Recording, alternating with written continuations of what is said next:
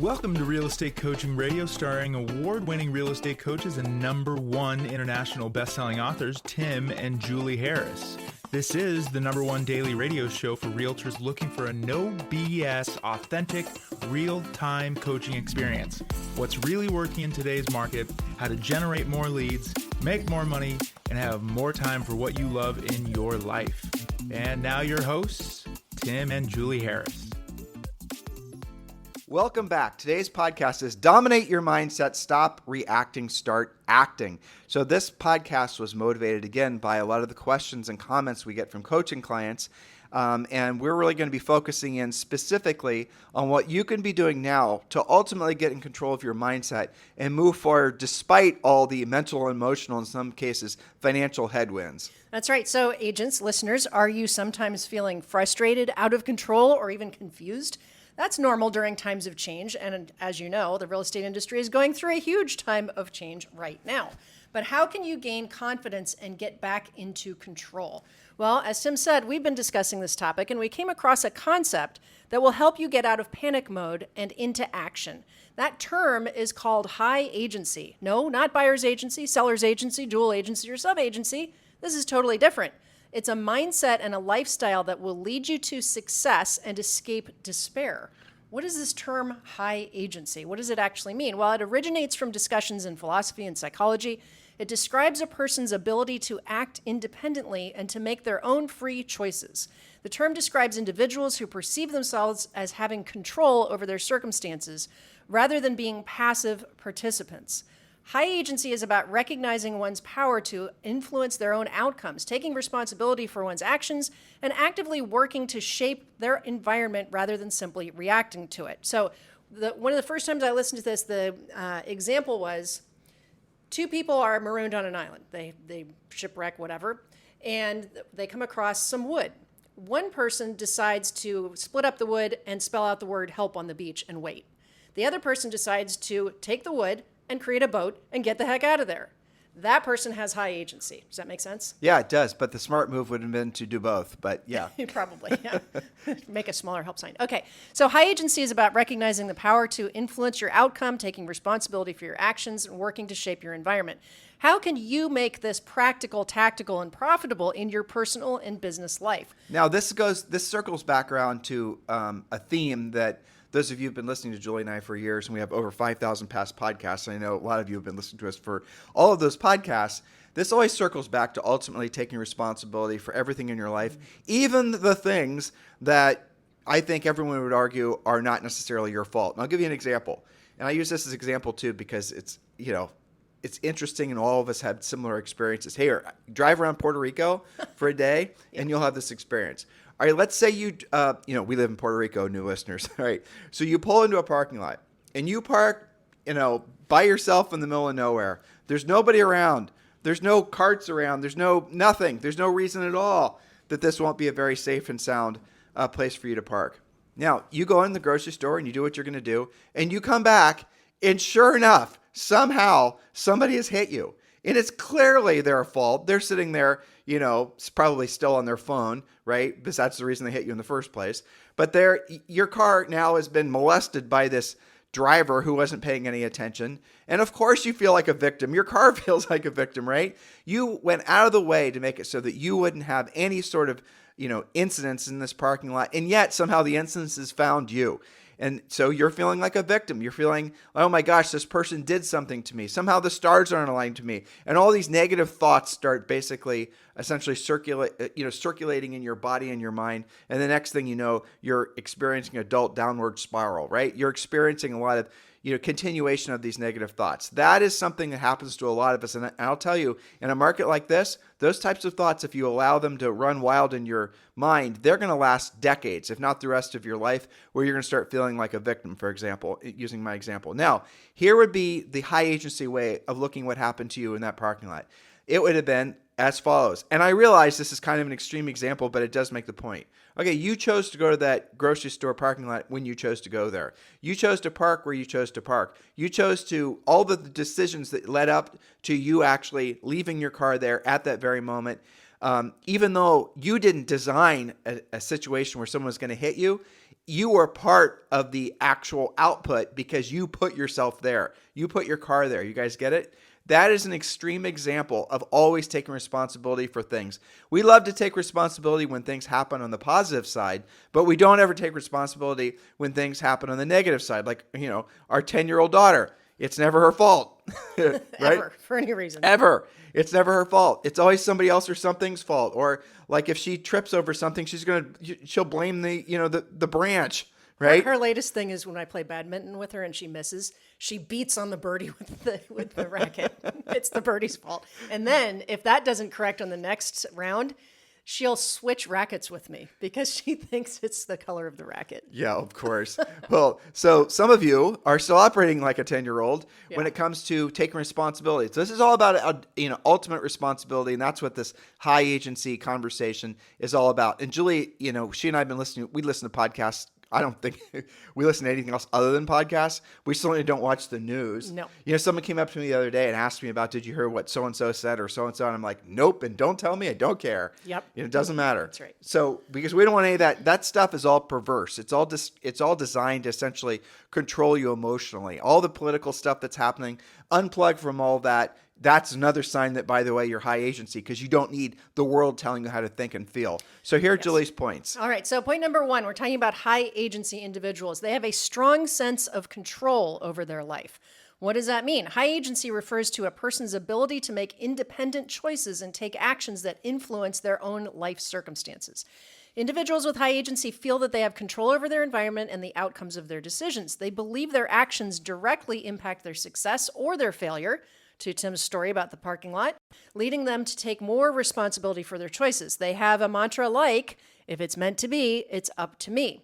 So for example, to keep it IRL today, an agent facing the challenges of today's market decides to upgrade their presentation skills, follow a systematic approach to achieving a buyer signature in the buyer agency contract, and set forth ready to help that buyer at the highest level possible. Someone with low agency is still stuck reacting to it on TikTok, speculating about 101 situations that probably won't happen, playing the what-if game, and hoping everything gets back to normal. That person is playing the victim role versus the victor.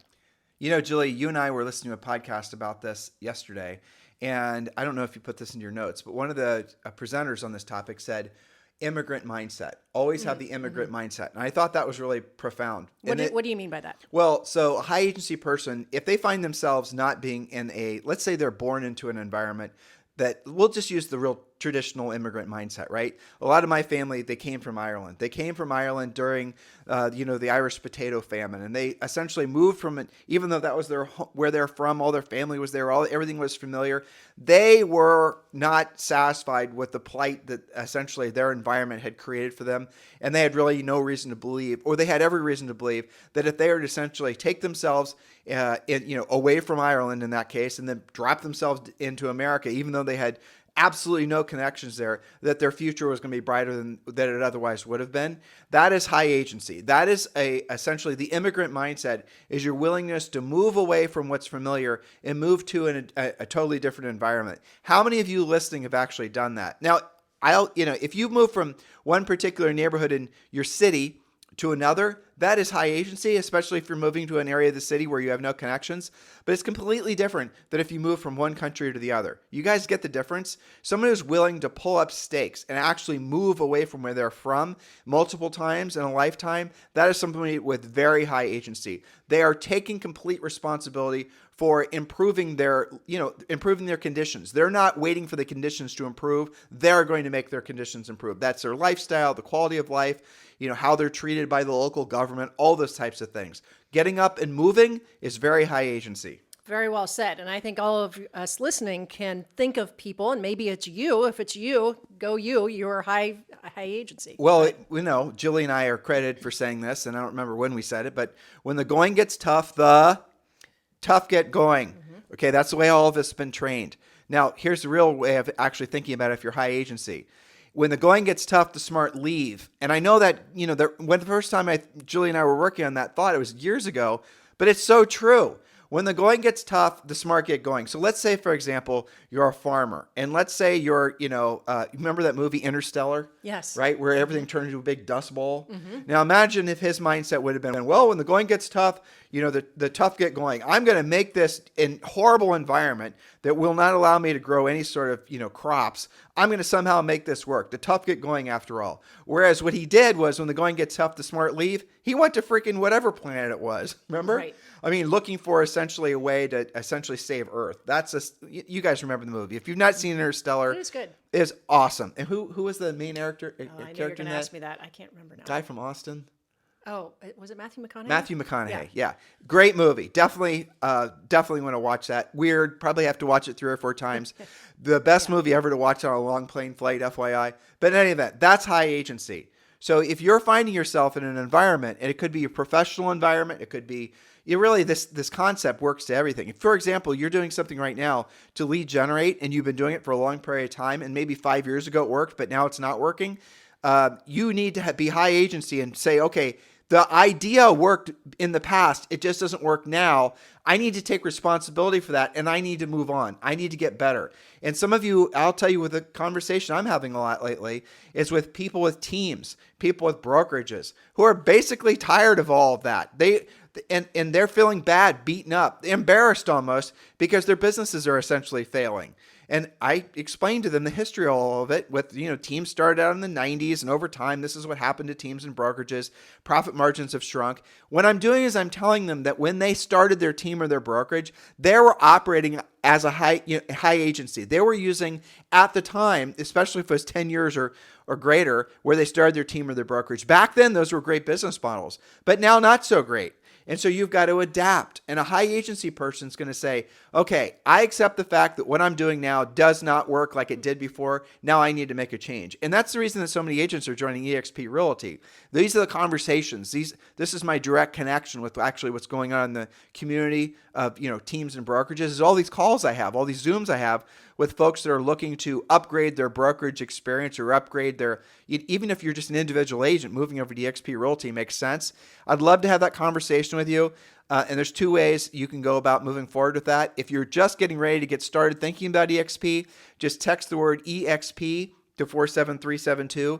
Text the word EXP to 47372, and I'll text you back a link to our group site that explains all the benefits of joining EXP and joining EXP with us. Or if you're ready to land the plane, you've not yet chosen a sponsor, text me directly at 512-758-0206, and let's talk about EXP. We'll talk to you about, essentially we'll do a spreadsheet. We'll show you all the math, especially if you're a larger broker. You're going to have to see all these numbers lay out. And every single example, when I've had these conversations, every single time it's made better financial sense, and now just a function of moving past some of the emotional things that are still keeping you trying to make something. Matthew McConaughey didn't stay on Earth trying to make fields that would never germinate plants. He decided to move on. A lot of you guys are in a similar position in your businesses. Don't be afraid. Don't be embarrassed. Just take the next natural step.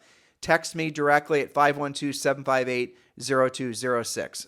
That was a surprisingly good tie-in to the movie.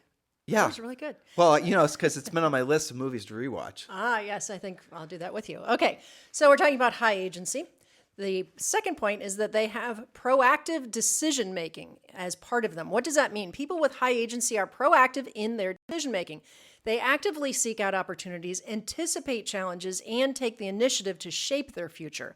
Rather than reacting to events, they plan and act purposefully, often setting goals and working diligently to achieve them. For example, an agent with high agency has specific goals for the rest of this quarter and this year. They know what it will take, and they have decided to take control. They are in action. All right, point number 3 about high agency, resilience in the face of adversity. What does that mean? High agency individuals demonstrate resilience when faced with obstacles. They see challenges and opportunities for growth and learning rather than seeing them as insurmountable barriers. This resilience allows them to persist through difficulties and adapt to changing circumstances with a positive mindset. So, for example, you might imagine I would tie this in somehow. Let's say that you're required to have a buyer agency contract signed, and it states specifically what your fee will be and that you will make only up to that amount, but not more. A high agency agent will use the buyer presentation to here's the phrase again, articulate their value, including unique selling propositions that clearly benefit their client.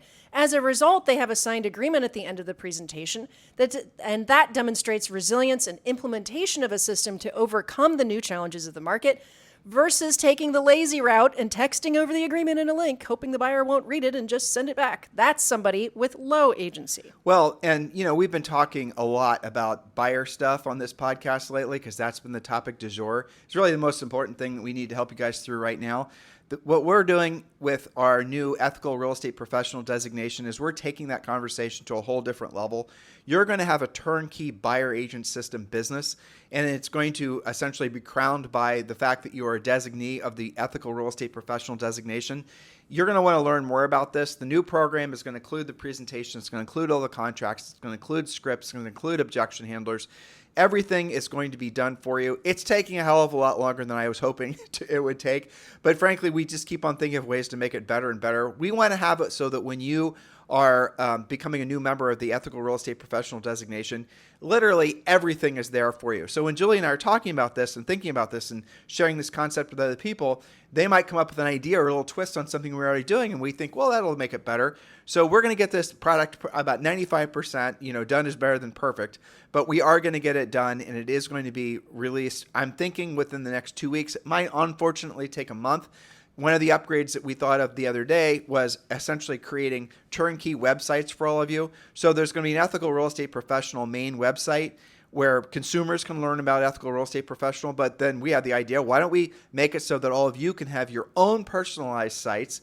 That way you can then use that for obviously lead attraction. You can use it for something that might be for you, your main website going forward, because the ethical real estate professional designation is going to become the preeminent, I think, luxury designation. It's going to become the most desirable real estate designation in real estate. All these other designations that have been out there have been, I think, a little bit too, I don't know what you want to call them, old, outdated.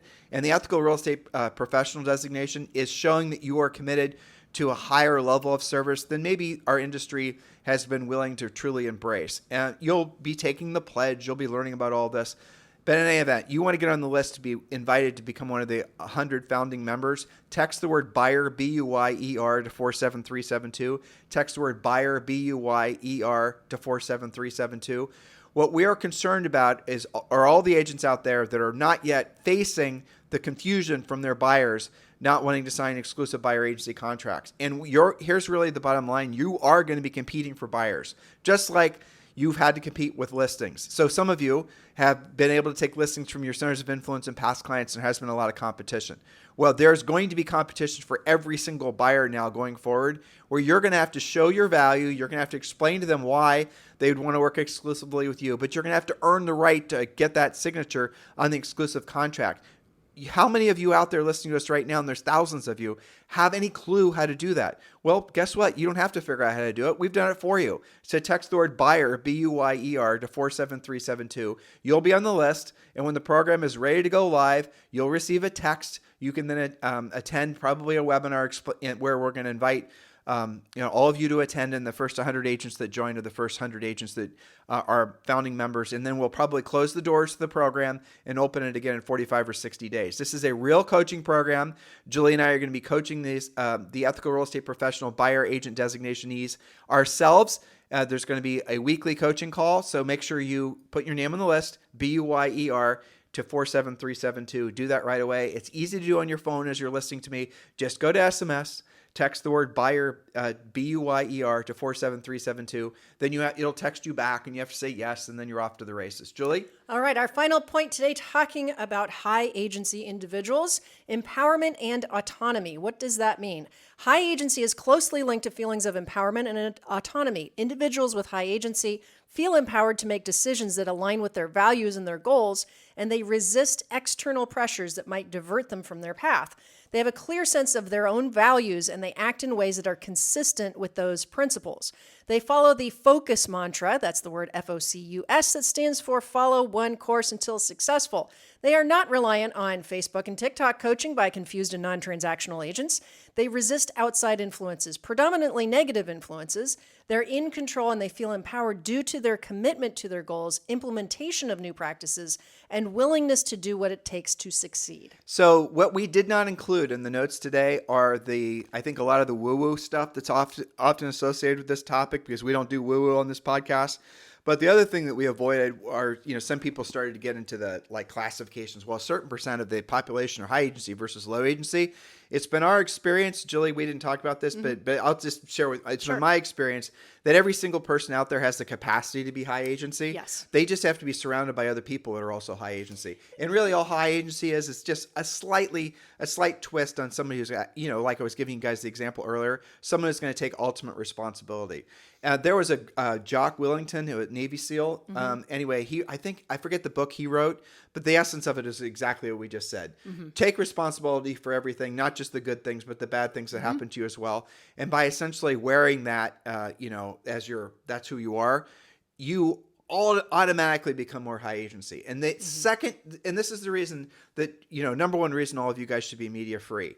Even if you're right-leaning, left-leaning, somewhere in the middle, you have to assume that all essentially the corporate-owned media is nothing but salacious crap to try to trigger you to control your mindset. So even if you have the best mindset, even if you are willing to take ultimate control for your life, the goods and the bads, right?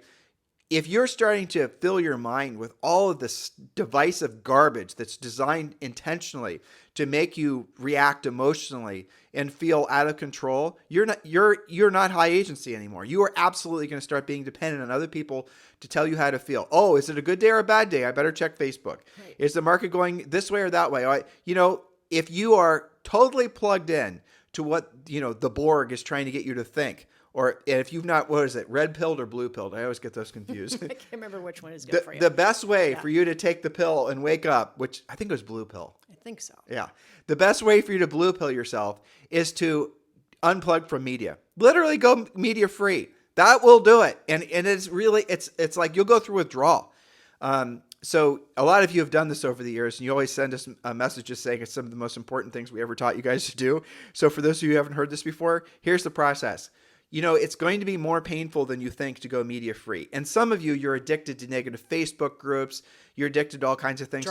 Drama. So your brain has gotten so used to that little spike of adrenaline and all this other stuff that comes from feeling a certain way that it is emotionally exhausting you, and you're not leaving enough energy, mental, emotional, and spiritual, to actually become the highest, truest purpose version of yourself. You're giving all of that away, or frankly, it's being stolen from you because you're trusting all these different sources of information to give you the direction that you need. And you're even allowing yourself to feel tribed up.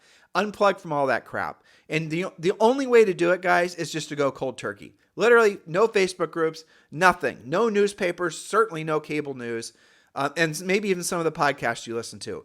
Completely and totally unplug from all that crap. And here's how you know how addicted to all of it you've been.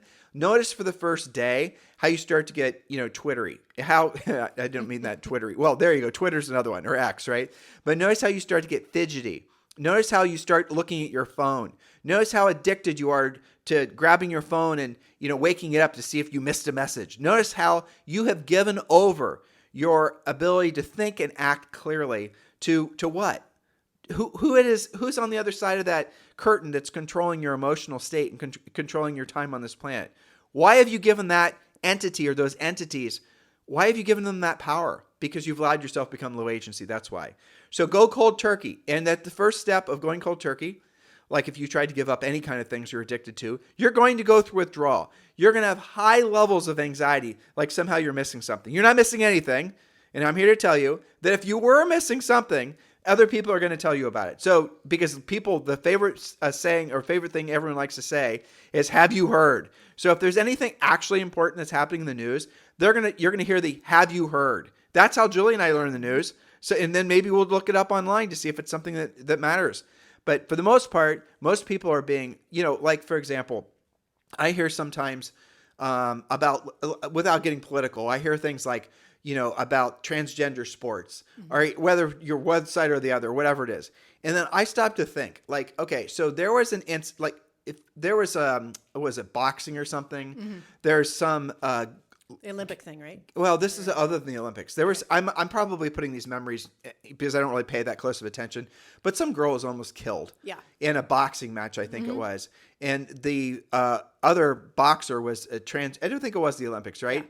Yeah. And that was one incident that happened one place in Paris in that example, and all of a sudden we're supposed to be focusing on it. How much relevance does that have to your daily life? Is that actually happening in your community? Are there like, are there sports being played right now where your children are, getting in physical harm? Because you guys see how it all kind of starts to spin off in your brain. It's hard for me even to think like that because I unplug it, right?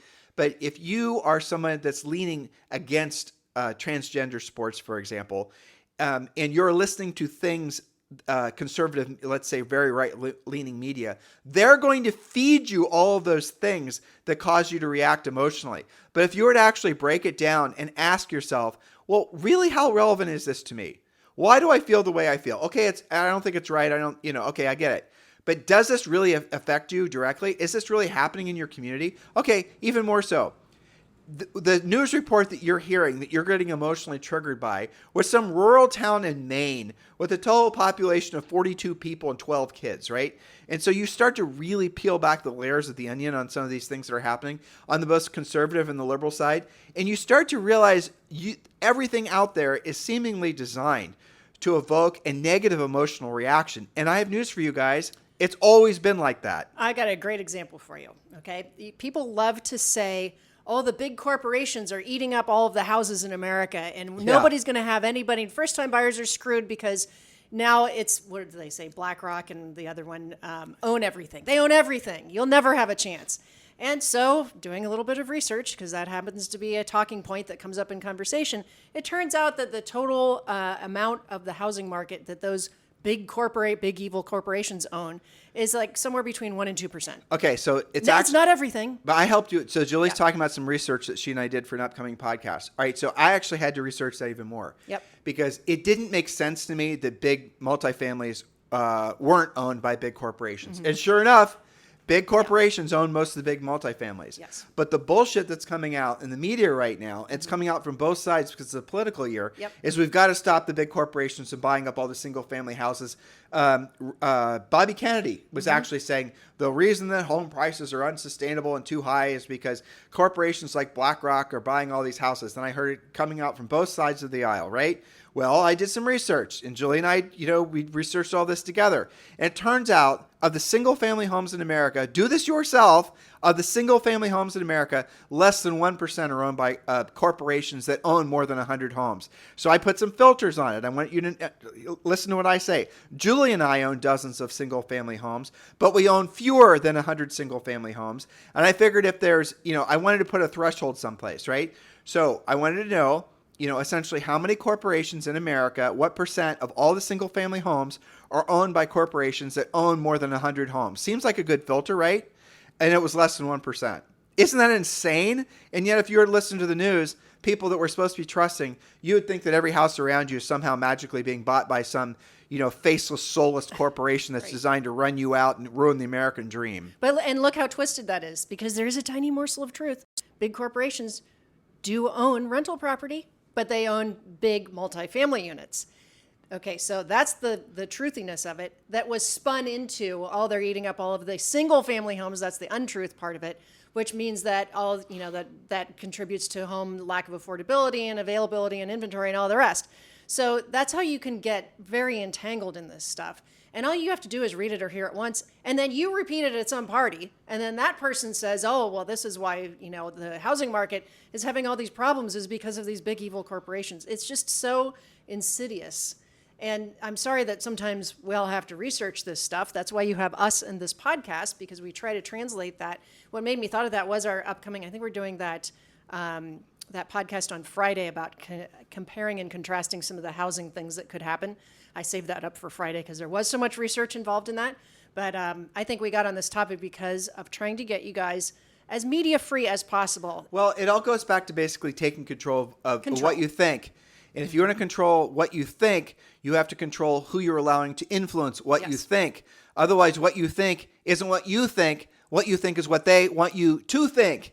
And as soon as you give up your agency, how you actually see the world, as soon as you give that up, I guarantee your life's going to, go downwards, because how they want you to think is going to result in you feeling a state of anger and ultimately dependence, because doesn't matter who the they is. Some of you, you're going to say, who the hell's the they? You can choose who the they is. Corporations, the big government, whoever your boogeyman is, that's who the they is. But what they do want you to feel is that sense of divisiveness. They do want you to feel that sense of anger. They do want you to feel dependent. Because if ultimately you're feeling like your belief structure and your way of seeing the world is under siege and under attack, you're going to, naturally want to join the tribe that also ultimately is going to defend the way you see the world. And that happens to be, guess what? One of the theys. You guys get it? Unplug from all of that. It's all bullshit. Just unplug from all of it and get back in control of really your soul is really what we're talking about. You're losing too much time allowing other people to control how you think and how you feel. And then get back in alignment with what your highest and truest purpose on this planet is, which is being of service to other people. That is what is going to make your life so profoundly enriching and so profoundly profound, right? That you're going to want to share that emotional state with as many other people as you can. But the first thing you need to do is you need to break free of the media and get ready for the withdrawal symptoms. Get ready for all the people in your tribe who are going to start basically, giving you crap for unplugging and not knowing the latest, greatest. Get ready to find this sense of aloneness that comes from starting to set yourself free. And that's actually what starts to happen. And then here's the magic of what happens. Depending on how addicted you are to all these different forms of media, and yes, please unplug yourself from the politics. You're not benefiting from those thoughts. You're wasting time on all of that. You're taking time and energy away from yourself, your potential, your family, your loved ones, and your highest and truest purpose on this planet. Unplug from all of it. That is stealing from you. Take it back, okay? Now, after you've decided to do that, and do go cold turkey, that's our suggestion, and you're willing to, go through the withdrawal, maybe it takes you a week. It's going to be real withdrawal. You're actually going to feel it. You're going to feel anxious. You're going to feel short-tempered. You might even get jittery. Here's a suggestion. Take up exercise, right? Go on a long walk, right? Figure out a way to channel that energy, or go out there and help someone list a home or buy a home, learn get better at your job. Then what's going to happen is you're going to start feeling this aloneness feeling, because you would realize that you'd built your entire social circle, and it could be actual life or, virtual social circle around other people that also were essentially obsessed with these crazy thoughts. Next, you're going to then start to self-discovering yourself again. You're going to start feeling this sense of freedom. You're going to start feeling, I think, in a lot of ways, because I've experienced this, Julie's experienced this, a lot of you will experience this and have experienced it. You start feeling this sense of purpose that is not so burdened with all this negativity. You start naturally becoming an optimist. You start naturally being, all the headwinds are there, but I see the tailwind. I see the tailwinds. I see the things that are pushing us forward. You start, appreciating the fact that you're finally retuning your tuning fork to be in alignment with your highest and truest purpose on this planet, which is being of service to other people. Then you want more of that emotional state, and then you're going to start compounding that. That is what you have to move towards. That way, you're not seeing tomorrow as anything other than way better than today, certainly last week. And if you're not going to put your mind in a place where you're an optimist, you're never going to do anything with your life, because there's no such thing as a city, a great book, a great work of art, anything that was ever created by a pessimist. Pessimists and skeptics don't create anything. Notice how frequently do you come across a rich pessimist? How frequently do you come across a rich skeptic? You don't. That's not the frequency or the mindset. I'm trying to weave in some of this woo-woo for you guys, right? But that's not the frequency that's ultimately going to create the energy necessary to create true abundance, not just with your own life, but your family's life. And also, maybe you create something truly spectacular. You start a movement, that we're hoping that's what Ethical Real Estate Professional will be. We're hoping it's a movement that's going to help other people to feel the way we feel, not just about the real estate industry, but also about life and about, frankly, the opportunities that are in front of us. Create something like that within yourself. And then you're going to start finding the sense of freedom that you've always wanted. But job number one is go media free. That's right. Become a high agency individual.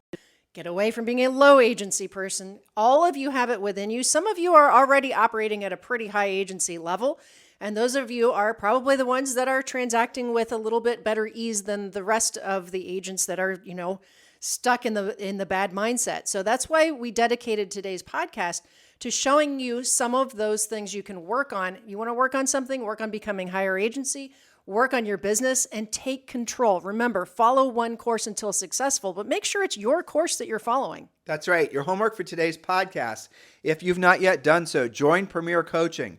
You can just go to premiercoaching.com or text the word Premier to 47372. And when you do, you will have immediate access to all of Level 1 in Premier Coaching, which includes a daily semi-private coaching call with a Harris certified coach. So go to premiercoaching.com or text the word Premier, Premier, to 47372. In the meantime, have a fantastic day. We'll talk with you on the show tomorrow. This podcast is a part of the C-Suite Radio Network. For more top business podcasts, visit c-suiteradio.com.